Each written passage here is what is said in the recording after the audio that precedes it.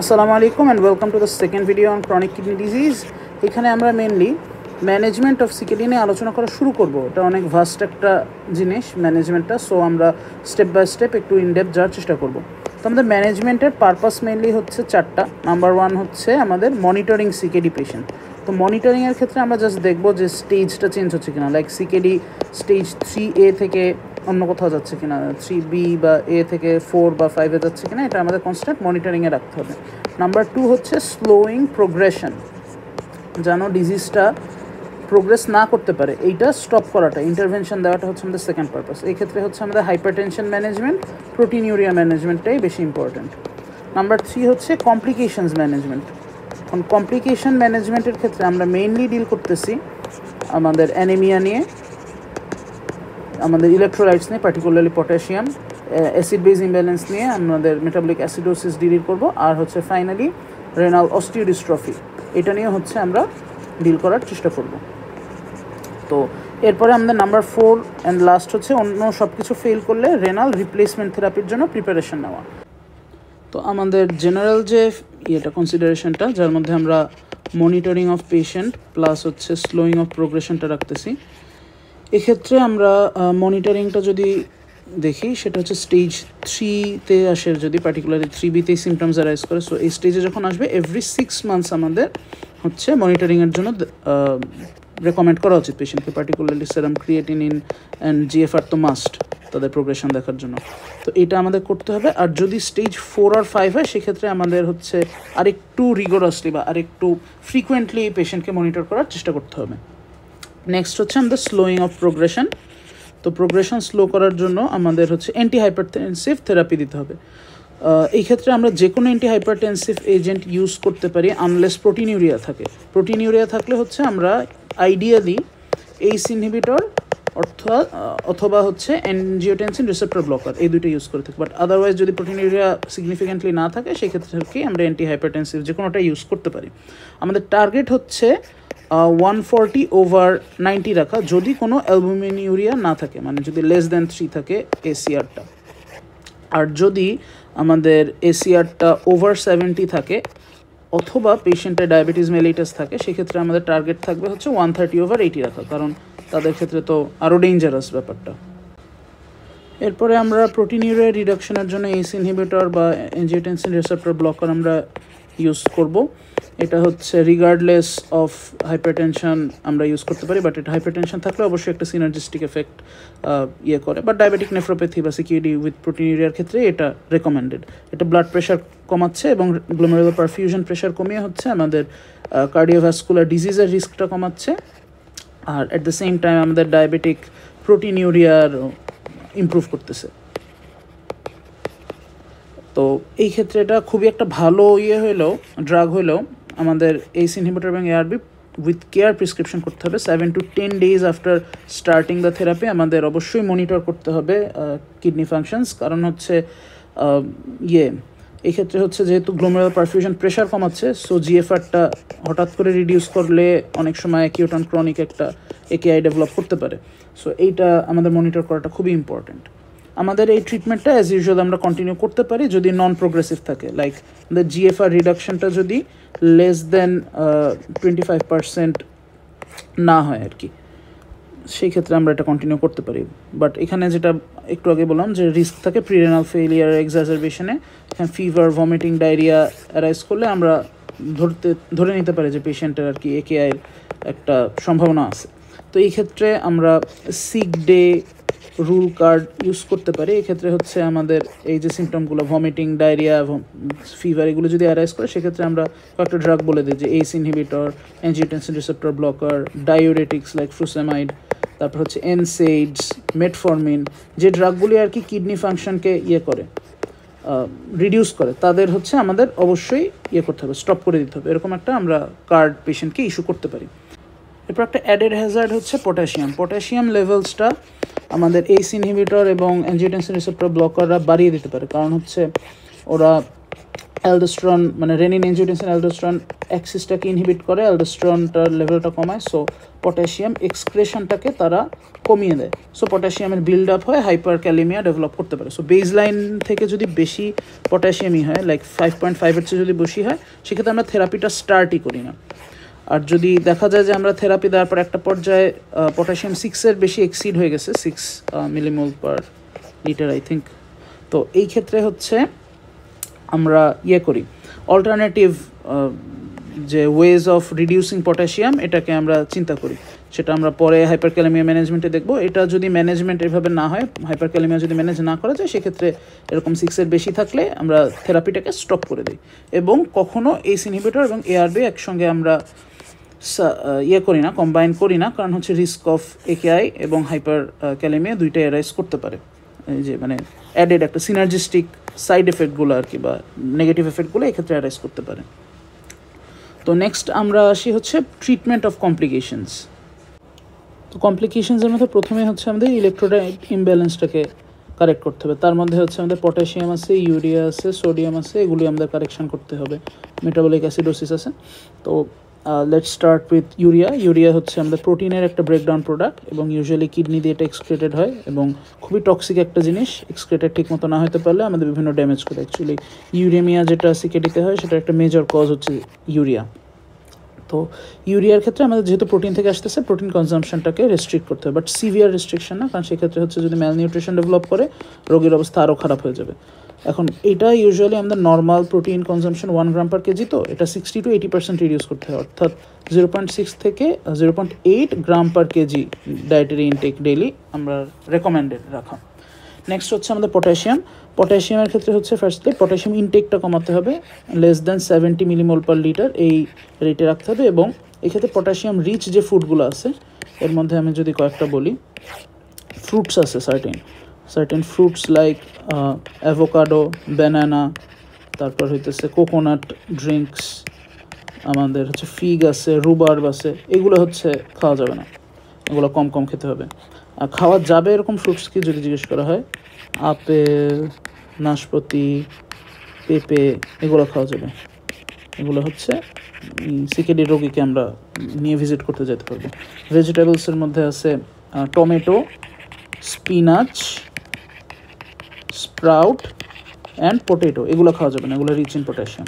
পটেটোর মধ্যে যে কোনো টাইপের আর কি, যে ফ্রাইড পটেটোস, ওয়েজেস, এগুলোও খাওয়া যাবে না, বাট খাওয়া যাবে হচ্ছে বয়েলড পটেটোস, মানে রিলেটিভলি লেস কন্ট্রাইন্ডিকেটেড, কারণ হচ্ছে বয়েল পটেটোজে মানে বয়েল করলে যে কোনো ভেজিটেবলই হচ্ছে পটাশিয়াম কন্টেন্টটা লুজ করে।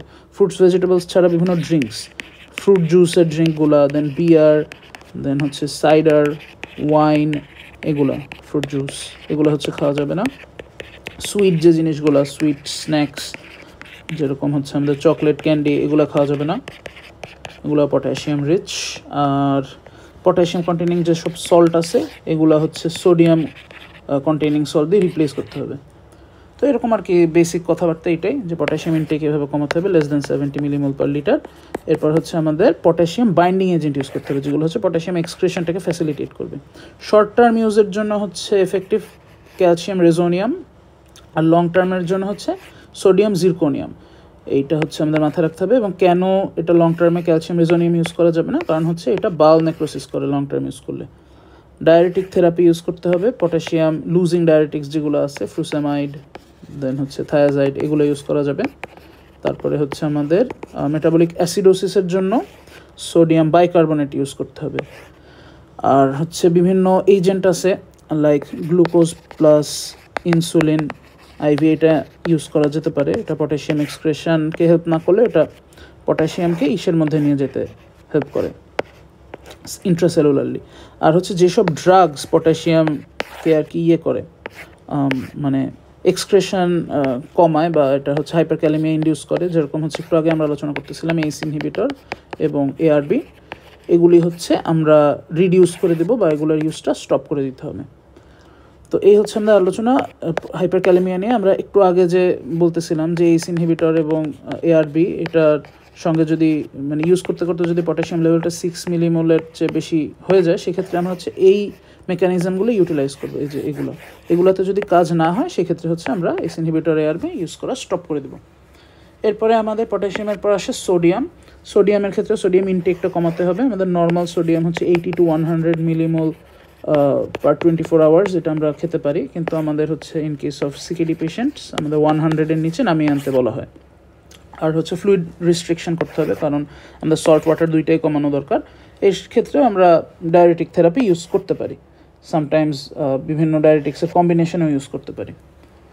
আর এমন কিছু ক্ষেত্রে দেখা যায় যে এটা তো হচ্ছে আমাদের যদি এক্সক্রেশনটা ইম্পেয়ার্ড হয় সোডিয়াম আর ওয়াটারের, কিছু কিছু ক্ষেত্রে দেখা যায় সল্ট লুজিং নেফ্রোপ্যাথি ডেভেলপ করতেছে in case of CKD. Salt losing নেফ্রোপ্যাথির ক্ষেত্রে উল্টা ট্রিটমেন্ট, এই ক্ষেত্রে হচ্ছে আরও আমাদের সোডিয়াম অ্যান্ড ওয়াটার আর কি সাপ্লিমেন্ট করা লাগে, মানে সোডিয়াম পার্টিকুলারলি সাপ্লিমেন্ট করা লাগে, ইনক্রিজড সোডিয়াম ইন ডায়েট। এই ক্ষেত্রে আমরা ইয়ে করে থাকি, এখানে যে বলা হচ্ছে টিউবুলো ইন্টারস্টিশিয়াল বিভিন্ন ডিজিজে এটা দেখা যেতে পারে। আর অ্যাসিড বেস ব্যালেন্স মেনটেনের ক্ষেত্রে হচ্ছে বলা হয়েছে যে বাইকার্বনেট লেভেলটা টার্গেট হচ্ছে 22 মিলিমোল পার লিটারের উপরে আর কি মেনটেন করা। তো সোডিয়াম বাইকার্বনেট ইউজ করা হয় এবং এটা হচ্ছে 1 গ্রাম ট্রাইস ডেইলি হচ্ছে আমাদের স্টার্টিং ডোজ। এরপরে আসি আমরা রেনাল অস্টিওডিস্ট্রফি। রেনাল অস্টিওডিস্ট্রফি যেটা, এটা হচ্ছে দুইটা ফ্যাক্টরের জন্য ইনিশিয়েটেড হয়। নাম্বার 1 হচ্ছে ইম্পেয়ার্ড ফসফেট এক্সক্রেশন কমে যায়, নাম্বার 1। নাম্বার 2 হচ্ছে ভিটামিন ডি এর যে অ্যাক্টিভ ফর্ম এটার সিনথেসিসটা ব্লকেড হয়। এখন ফসফেট এক্সক্রেশন কেন কমে যাচ্ছে এটা বোঝাই যাচ্ছে, কিডনি ফিল্টার করতে পারতেছে না, সিকিডি হয়েছে জন্য ফসফেটটা ব্লাডে জমতেছে। আর এই যে ভিটামিন ডি এটা লাস্ট স্টেপে 1 আলফা হাইড্রোলেজ নামের একটা এনজাইম কাজ করে, যে এনজাইমটা কিডনি থেকে আসে। কিডনি ঠিকমতো কাজ করতেছে না, এনজাইম ঠিকমতো বের হইতেছে না, ভিটামিন ডি ঠিকমতো সিনথেসাইজ হচ্ছে না। তো এই দুইটা হচ্ছে ইনিশিয়েটিং ফ্যাক্টর। এখন ফসফেট এক্সক্রেশন কমে যাওয়ার কারণে ব্লাডে ফসফেটটা বেড়ে যাইতেছে। ব্লাডে ফসফেট বেড়ে যাওয়ার কারণে আমাদের হচ্ছে এনজাইম এবং হরমোনরা দে ফিল দ্য নিড যে ফসফেটটা আমাদের বের করতে হবে। এর জন্য আমাদের যে অস্টিওসাইটরা ফাইব্রোব্লাস্ট গ্রোথ ফ্যাক্টর 23 প্রোডাকশন বাড়ায়। এইটা হচ্ছে গিয়ে আমাদের প্যারাথরমোন প্রোডাকশন করে প্যারাথাইরয়েড গ্ল্যান্ড থেকে, সেই প্যারাথাইরয়েড গ্ল্যান্ডকে স্টিমুলেট করে, প্যারাথরমোনটা সেক্রেট হয়, হরমোনটা সেক্রেটেড হওয়ার কারণে আমাদের বোনি রিজর্পশন অফ ক্যালসিয়ামটা বেড়ে যায়, বোন থেকে ক্যালসিয়াম অ্যাবজর্পশন বাড়ে, and at the same time ফসফেটটা এক্সক্রেশন বেড়ে যায়। ফসফেট এক্সক্রেশন বাড়ায় আর হচ্ছে ক্যালসিয়ামের রিঅ্যাবজর্পশন বাড়িয়ে আমাদের হাইপোক্যালসিমিয়াটাকে ডিল করার ট্রাই করে, যদিও হাইপোক্যালসিমিয়া এখানে নাই।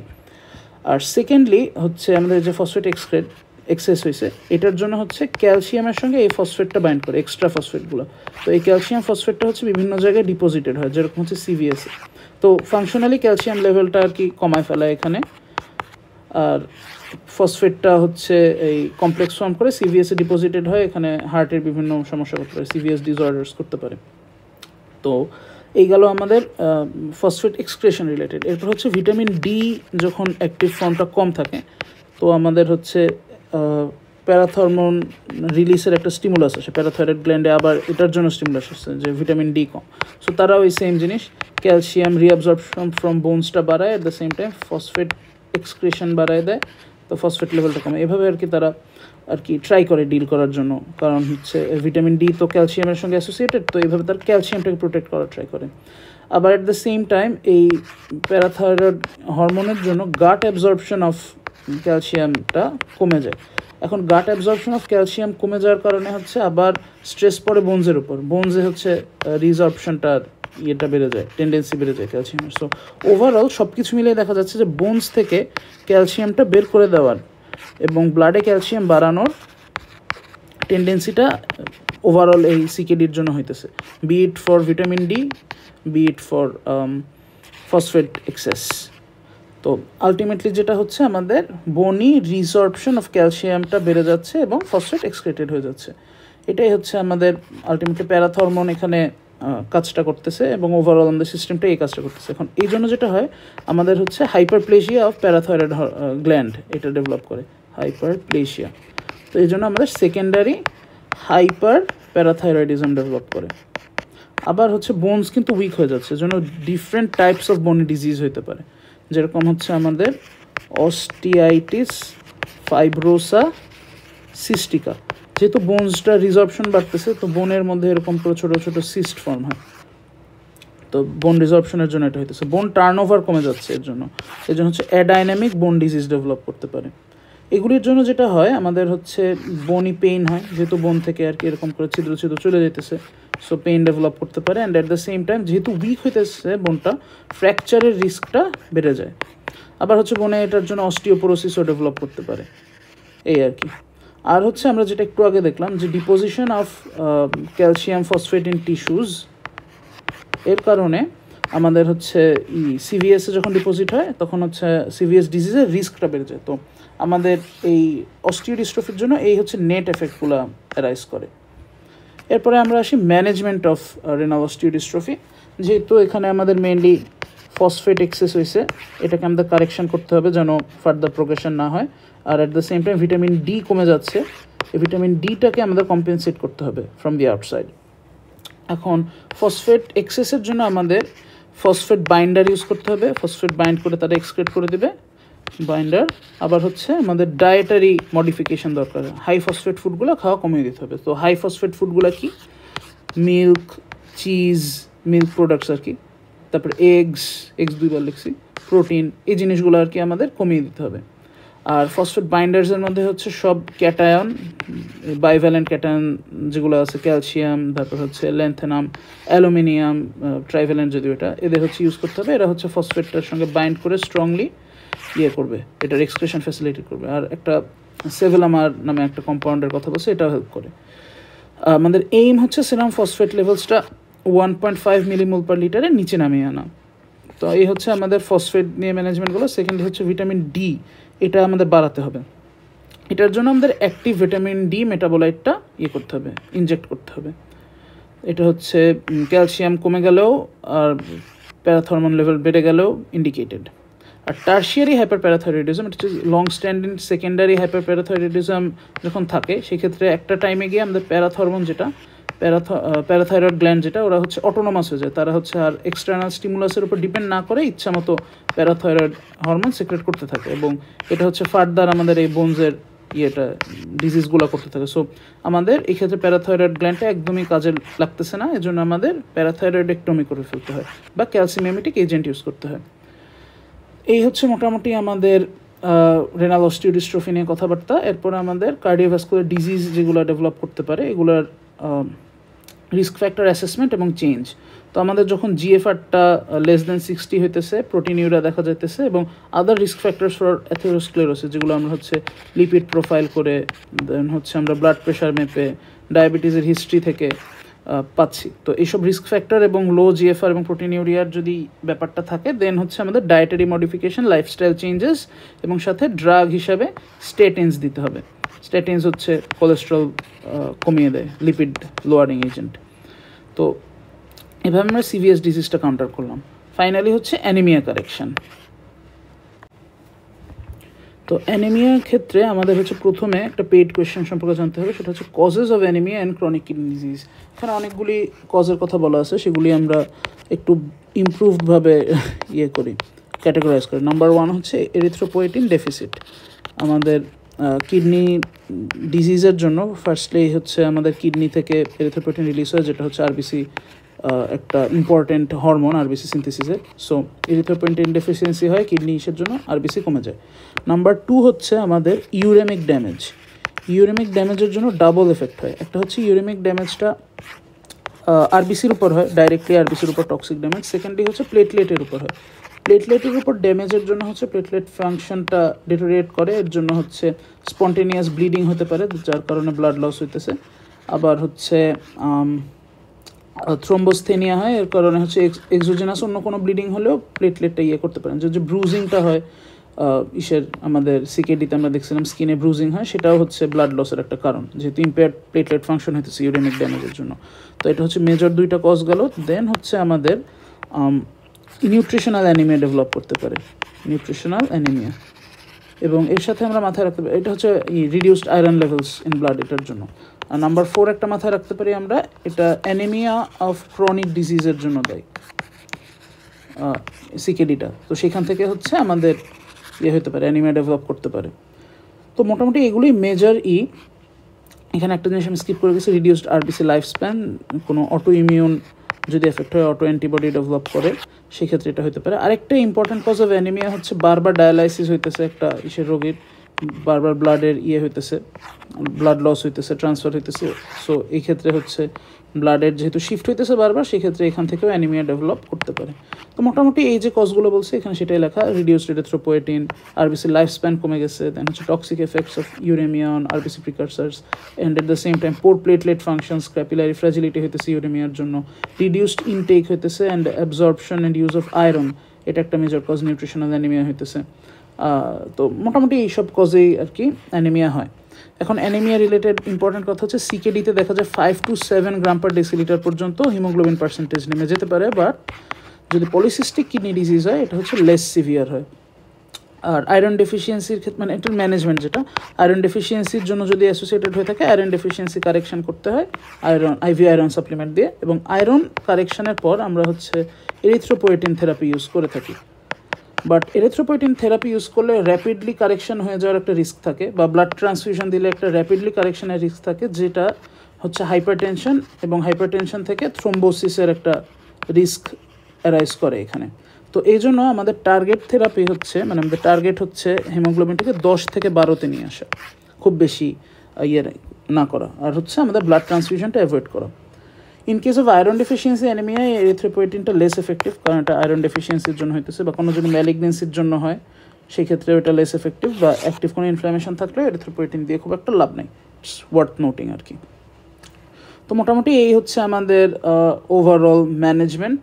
এরপরে আমাদের যদি এই ক্ষেত্রেও কাজ না হয়, সেটা হচ্ছে আমাদের রেনাল রিপ্লেসমেন্ট থেরাপির জন্য নিয়ে যেতে হবে। তো কনজারভেটিভ ম্যানেজমেন্ট এইটুকুই। রেনাল রিপ্লেসমেন্ট থেরাপি নিয়ে আলাদা আলোচনা করতেও পারি, শিওর না, যদি করি সেখানে দেখা হবে ইনশাল্লাহ। আসসালামু আলাইকুম।